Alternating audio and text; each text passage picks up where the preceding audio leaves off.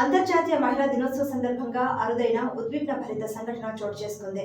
Visakha ABP colony police station పరిధిలో విధులు నిర్వహిస్తున్న మహిళా కానిస్టేబుల్ బి రేవతి సీమంతం కార్యక్రమంలో హోంమంత్రి బంగళపూడి అనిత పాల్గొన్నారు.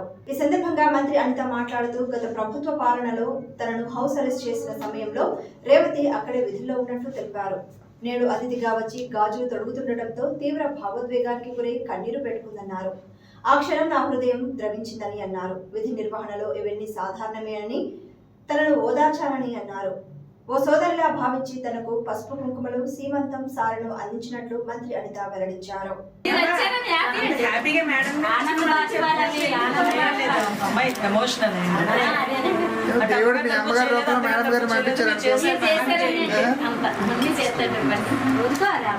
చెప్పాను వచ్చి మాట్లాడాను నేను నెమ్మది నెమ్మదిగా చాలమ్మా ఏం లేదా తినరు మేడం అది చెప్పండి ఏమనుకోతున్నారు.